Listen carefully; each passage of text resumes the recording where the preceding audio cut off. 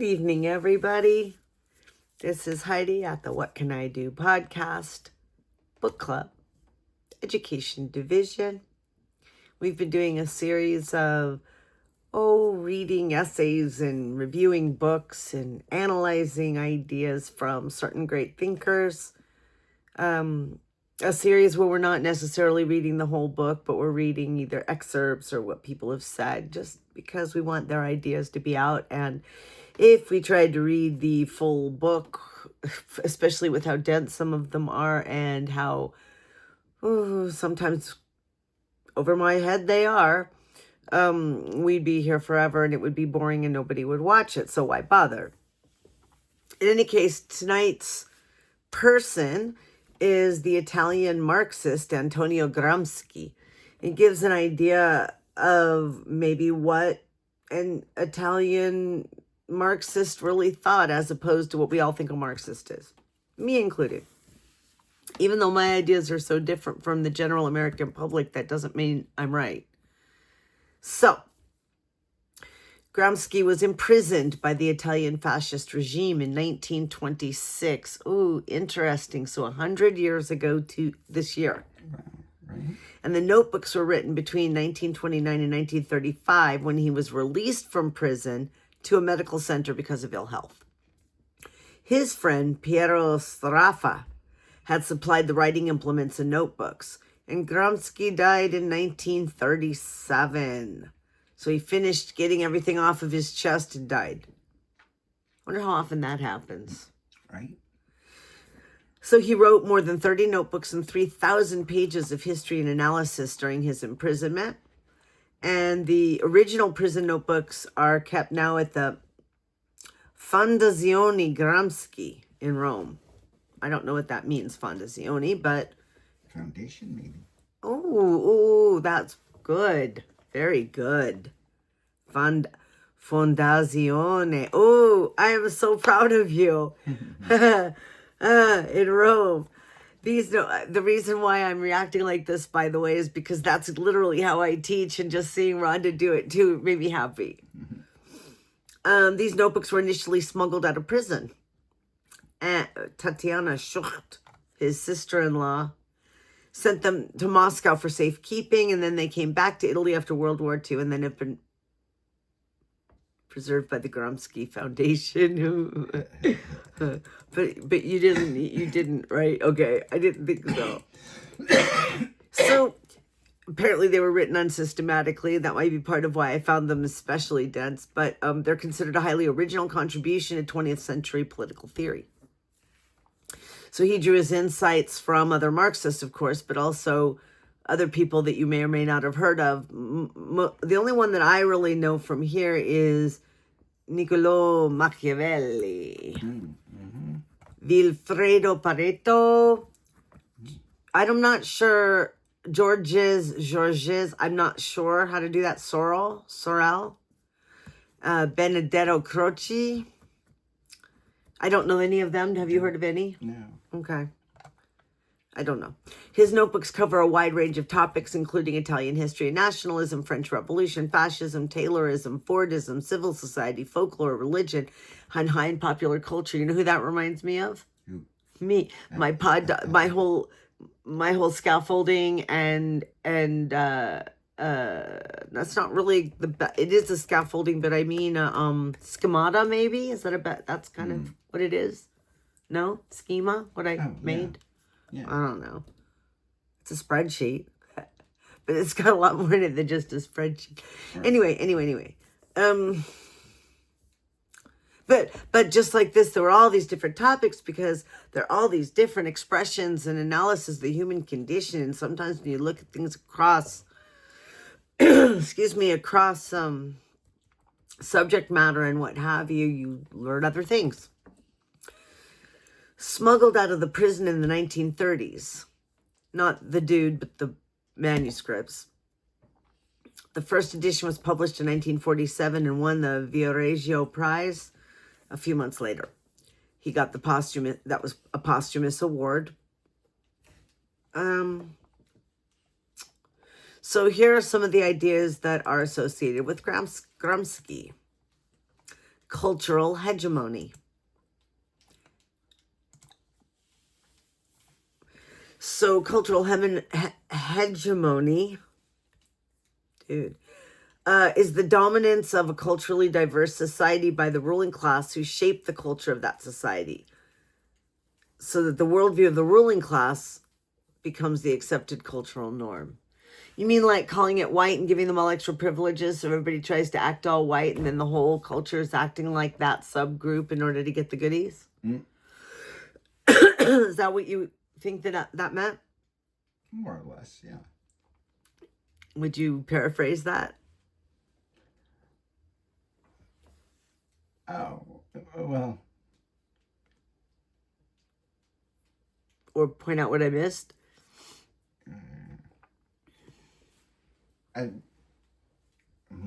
You're allowed to not know. Well, yeah, no. But it's just that, like, since you pointed to a lack, perhaps, in my answer, I thought you had a point. Oh, well, I was thinking like any dominant culture. I mean, at the top strata of any culture does that cultural hegemony, doesn't it? Yes, but since you were questioning my definition of it, it's hard to agree with your use of the words because it becomes a waffle word without knowing what you mean, since you didn't like what I said. No, you're fine. So the cultural hegemony is a means to maintain the capitalist state, but I do get you're saying, well, any state, not just a capitalist state, any group, that's probably going to happen. I think so, yeah. Well, and if there's not differences in culture, then that's already happened long ago and far away. So he felt that there was a need for popular workers' education to encourage the development of intellectuals from the working class. Well, yeah. You know how we were talking about in another video about how your freedom in your class and all that's an accident of birth, right? Right. Well, intelligence isn't really just an accident of birth. There's a lot more that goes into it. Right. So not giving the advantages to people because they happen to be born poor or less entitled than you, so therefore they don't get the privileges to develop, doesn't seem very kind. No. To say the least, right? Right. So he also talks about a distinction between political society, like the police and the army, the legal system, the courts, all that, which dominates directly and coercively, and then civil society, the family, the education system, trade unions, where leadership is constituted through ideology or means of consent. You'd think so. But you have things like jobs and industry and capitalism, which should be a bit more of your choice on what to do and where to work and all that stuff, right? But because of the way they deal with medical in this country and medical insurance, therefore, and the way that you can't barter and there's nothing that you can do to get food unless you have money, so to speak, then you end up being sort of forced into having a job, and they can hold, bosses and capitalists therefore can hold that over your head to the extent that they've got a lot more sway on your behavior than on your enculturation, perhaps. But that very fact then enculturates the generations. Right. Okay, was that complicated? That was complicated for my head. Let me see if I could say that in a more simple way. He's making a bifurcation. He is literally separating out laws from custom. Right. And I'm saying that the laws can create a situation that's somewhere between law and custom. Kind of a trap, I don't know what to call it. What would you call that in between place?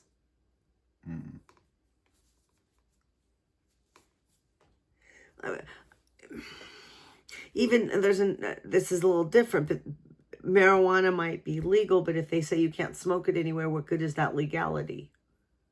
Right. So again, the laws end up creating, and then laws create culture and cultural norms and people complaining, which is part of culture, create the laws.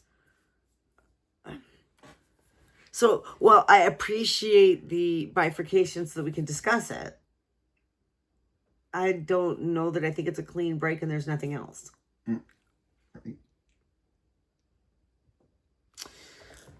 He believes in absolute historicism.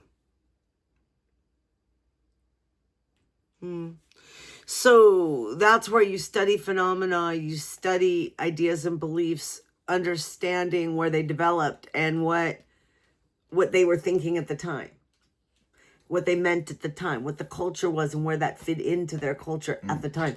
I mean, it'd be like trying to take the homosexuality we have today and putting that to the ancient Greeks, saying that's what they were doing. No, right. When it wasn't. No. I don't know what they necessarily were doing for sure, but it wasn't that. Right. He gives a critique of economic determinism that opposes the fatalistic interpretations of Marxism. And that's interesting because one of my objections to people who think Marxism is communism and the whole bit is that Marx predicted more, this is just going to happen. And he may have said, throw off your shackles, it's inevitable. He may have said, go for it now, folks. We know it's going to happen. He may have done all that. Right. But he didn't say, kill a whole bunch of people and try to make this happen any more than the people of the Bible were trying to tell everyone to round up the Jews, shove them in Israel, bomb a bunch of people, and bring about Armageddon.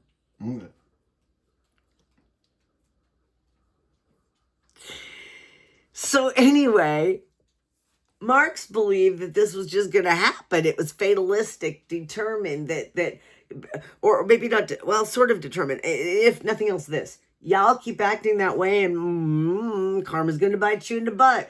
For Marx, I think his theory was FAFO. Right. I think he was talking to the capitalists and greedy people saying, fuck around and find out. Exactly. Okay. Well, Gramsci didn't like that. Gramsci. I wish I really knew how to say it, but I'm pretty sure it would be the Gramsci. It's hard to say that exactly in English, so I end up with but I'm not mocking anyone. I'm not intending to mock anything. Economic determinism, which is what Gramsci was more interested in apparently, is a socioeconomic theory that the economic relationships are the foundations. And everything else is based on that. And that societies are divided into competing economic classes. Like, I guess maybe he thought there was more of a pendulum or more of a give and take or more of an everybody. You remember how I said the rich need the poor to be rich? Mm-hmm. I wonder if he's going anywhere around that. Do the poor need the rich? Well, the poor need the rich in order to be poor, yes. That's a weird thing, but that's probably true. Do the middle class need the rich in order to be middle class? No, but they probably need the poor to feel superior to. I don't know. I want to know more about what that means. Right. And then he gives a critique of materialism, which is saying that get back here. All right. So materialism is saying that matter is the fundamental substance of nature. So I guess that's saying that atoms through biology, that's boss. Everything else is an offshoot. Is that what you're getting from that? Matter is the fundamental substance of nature, so that all things, including mind and consciousness, arise from material interactions and depend on the physical. Right? Yeah. So we wouldn't have a mind if we didn't have a brain. We wouldn't have energy if we didn't have a body. We wouldn't have electricity in our body if we didn't have, or like, I don't know. I'm getting off the track because I'm doing physical to physical. We wouldn't have a spirit if we didn't have a body, is where they're going with it. No mind, no spirit, body first, and everything else is a manifestation of that. Right. Okay. Right. And he doesn't like that so much either. All right. Going in a little further.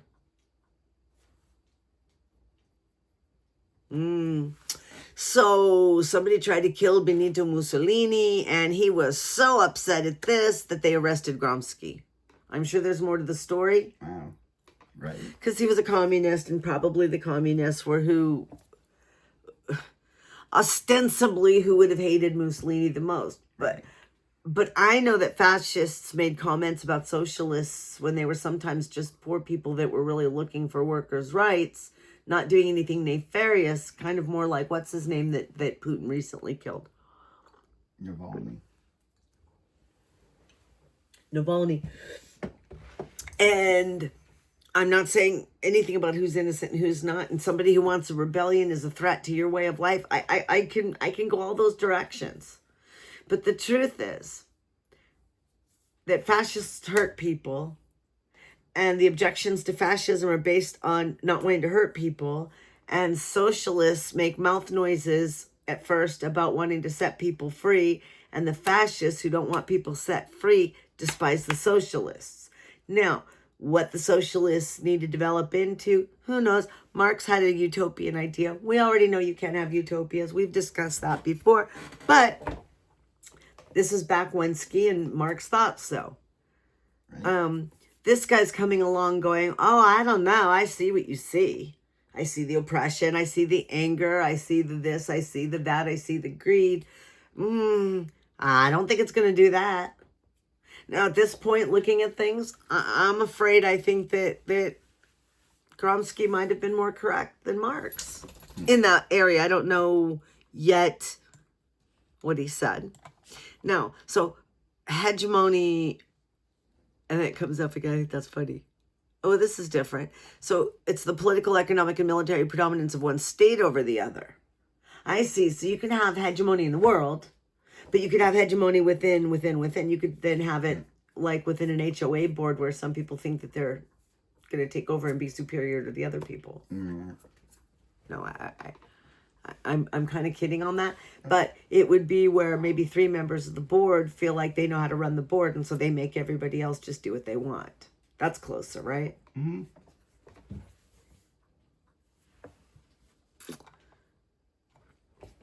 Although it doesn't count if what you're trying to do is follow the bylaws and the laws. That's not what I mean. Right. Never mind my example. It's too small. I think that's part of the problem. I think there have to be a certain number of people before this is really the concept. Otherwise, it's just manipulation or persuasion or something. Mm-hmm. Anyway, hegemony was a concept used by Lenin, Vladimir Ilyich, yeah. Lenin, to indicate the political leadership of the working class in the democratic revolution. But developed by Gramsci into an astute analysis to explain why the inevitable socialist revolution predicted by orthodox Marxism had not yet occurred. Well, see, that's very scientific thinking in a certain way. But that's very scientific thinking in a certain way, because the whole way we make big advances in theoretical science is because there's something that the old science doesn't explain properly. And so we know that I don't want to say there's something wrong. I will say there's not something right that needs to be there. Mm-hmm. And so science goes about answering that question and or scientists go about figuring out what that missing little piece is, because as I'm finding in the curriculum I'm writing, gaps are where knowledge happens. Gaps are where a spark jumps across. Right. You like it? Yeah. I do. I think it's a great image. Mm-hmm. If there is no gap, there is no spark. That kind of gap. There's all kinds of uses for the word gap, as it turns out. That's just one. Right. Anyway, so instead of Marx being correct that there was some fancy worker revolution, which I think, by the way, was partly thwarted by the fact that Lenin and Trotsky and Stalin sort of stole the idea, did shit with it, and so did Mao. And so people were soured on the idea, and whatever Marx was predicting, I mean, once you observe it, you've changed it. And mm-hmm. Marx observing it and making it loud may have made it not happen. Mm-hmm. We will never know, but it's possible. So, capitalism, according to Gramsci, maintained control not just through violence and political and economic coercion, implying that it used violence and political and economic coercion, but also ideologically through a hegemonic culture. So he's saying that not only politically, not only economically, but the very culture starts to permeate and dominate and become, isn't that kind of what they were trying and maybe did in Hungary, what they're trying here with MAGA. They're trying to have it bubble up almost like oil in a field, that it bubbles up and just takes over and becomes one big mug. It's a good image. The values of the bourgeoisie became the common sense values of all. In other words, it defaults toward white wealthy Christians. The whole culture defaults there, that they are the right, and everything that the further away you are from that, the further wrong you are. Such, then you have a consensus culture.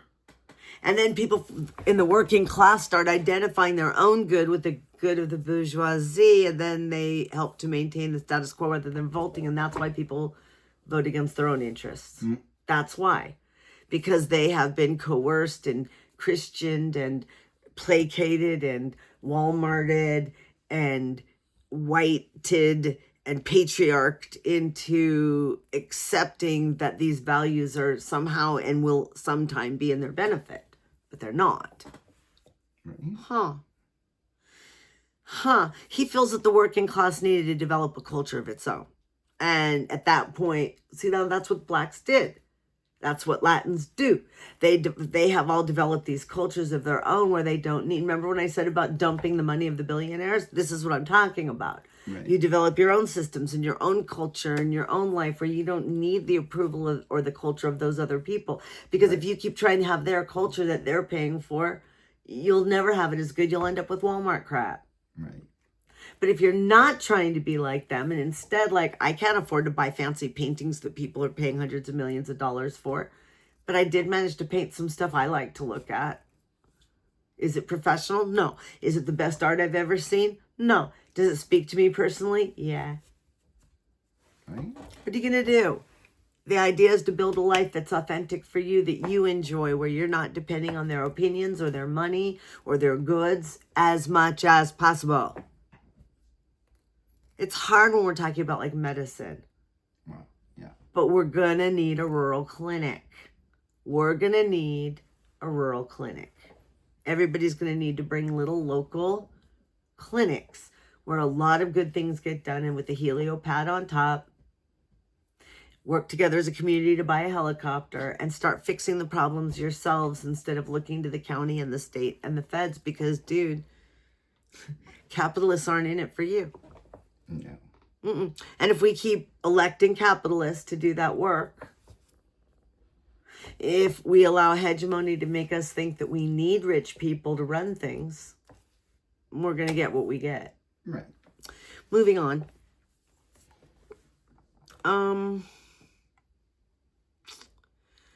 Gramsci calls this union of social forces a historic bloc, taking a term from, I don't know how to use, that's French, right? Where?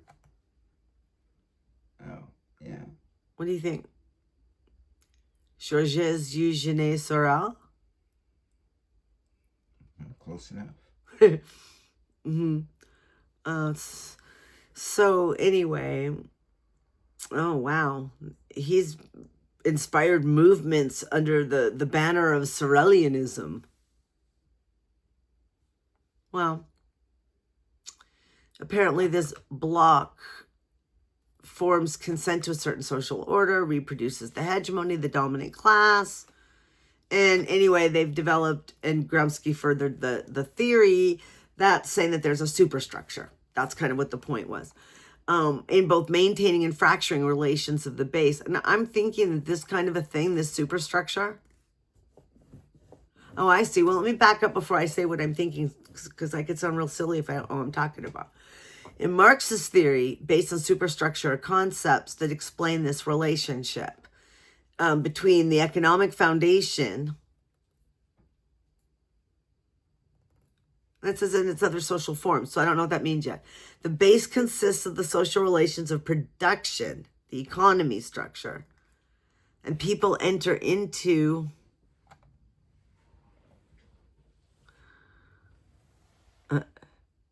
Superstructure is everything not to do with production, and the base is everything to do with production.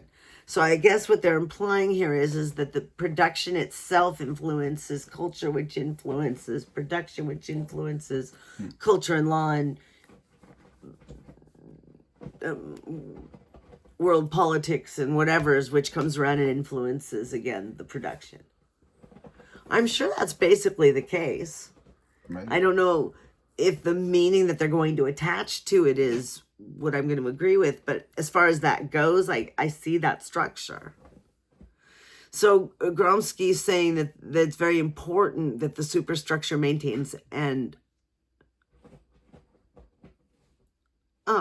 interesting, that the superstructure both maintains and fractures relations of the base. Well, of course it would, because good and bad things would both happen. Or something that needed to be broken up might get broken up in the course of events. I don't know. Okay.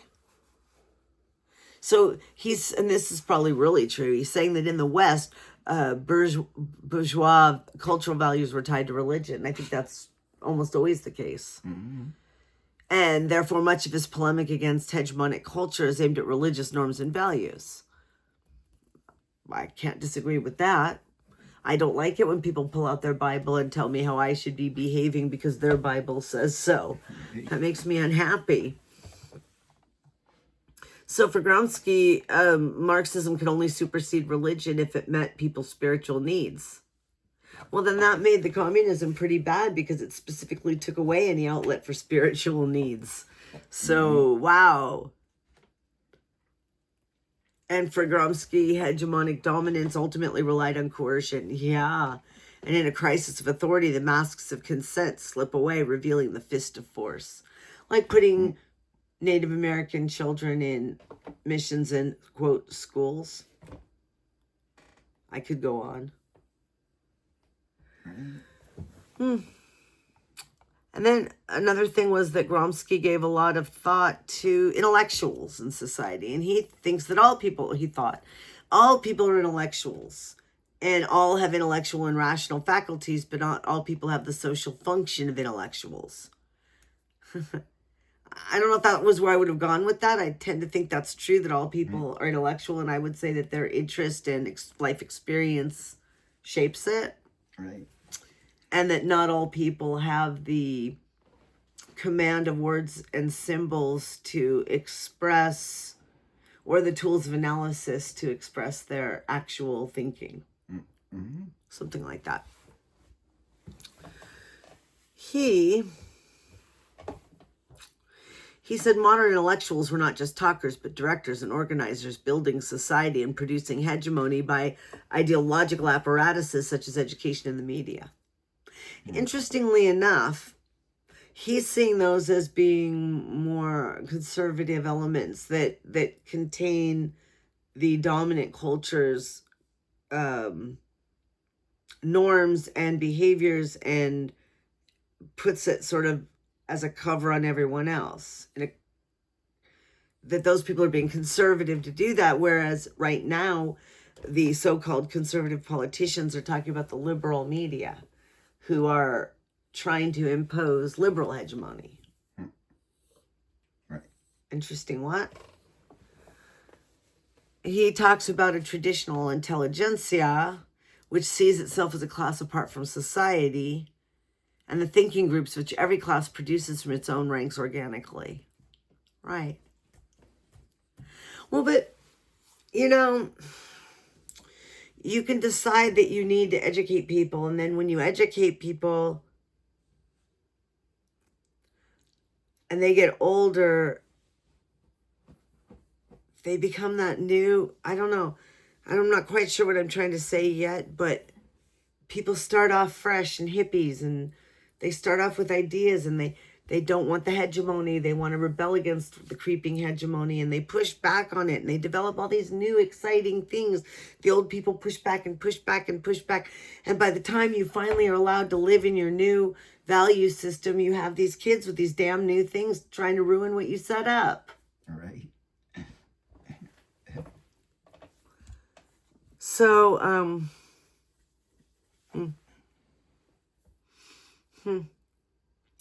So they're talking about Paulo Freire and Franz Fanon, who one at least in Brazil, and they're talking about their education.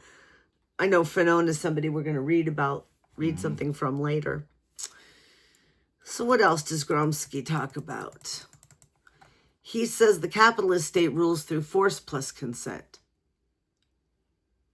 So the capitalist state is not to be understood in the narrow sense of government. Instead, there's political society, which is the arena of political institutions and legal constitutional control, and then civil society, the private or non-state sphere. Same thing again. All the formal legal stuff versus cultural stuff and businesses. And see, where do things like banks and schools really belong? That's why, again, I don't like the polar. He doesn't even set it up as a continuum that I can tell, and I'm not even convinced it is a continuum. I don't know. But he does say this: the former, the state, is the realm of force, and the latter of consent. But then he says he says the division is purely conceptual, and the two in reality often overlap. All right, I'll let him off the hook then. He at least grappled.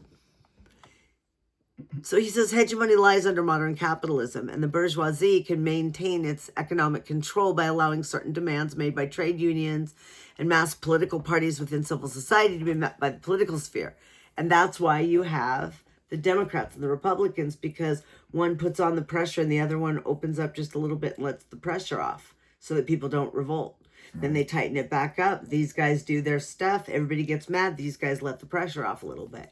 Cory Booker stands and gives a speech. They promised not to do what Donald did. And they let it out just a little bit, but everybody's trying to get wise to it and realize that they're not really doing anything. And they're literally profiting by what the other creepos are doing. Right. He's right. Passive revolution, going beyond immediate economic interests, allowing the forms of its hegemony to change, and that movements such as reformism and fascism and scientific management and assembly line methods like Henry Ford had are examples of just kind of what I'm saying. It's letting the steam, it's saying, oh, you don't have to work this hard, we'll give you this, but then you actually increase their hours and lower their pay. You let the steam off for a while, but then you rev things up in another way. I don't know if that's what he meant, but then we get to Machiavelli. The modern prince is a force that will allow the working class to develop organic intellectuals and an alternate hegemony within civil society.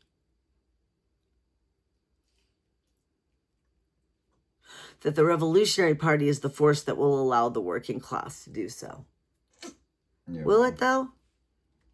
For Gramsci, the complex nature of modern civil society means that the only tactic capable of undermining bourgeois hegemony and leading to socialism is a war of position, analogous to trench warfare.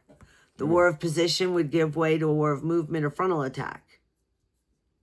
But see, that's such old thinking that even if he was right in that moment, he's not right now. Right. So is that useful? Yes, because he's saying that words alone, compromise alone, agreement alone, hoping alone ain't going to do it. And like some of those other people like Mandela or like Malcolm X and like Martin Luther King Jr. was moving towards, some people are not going to give you power because you ask nicely or beg or cry. You're going to have to reach your hand out and grab it from their ass. Right. So if that's what he's kind of getting at there you are. So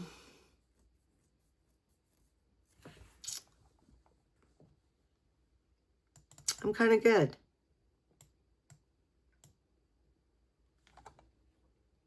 I'm looking at his critique of materialism. Yeah. It's dense. For Gramsci, Marxism doesn't deal with the reality that exists in and for itself, independent of humanity. The concept of an objective universe outside of human history and human praxis was, in his view, analogous to a belief in God. There could be no objectivity, only an intersubjectivity. See what I mean? Dense. he felt that philosophical materialism, like Marx said, was like primitive common sense and resulted from a lack of critical thought, and therefore could not, as Lenin claimed, be said to oppose religious superstition. I think he thought it was trading one god for another to a certain extent.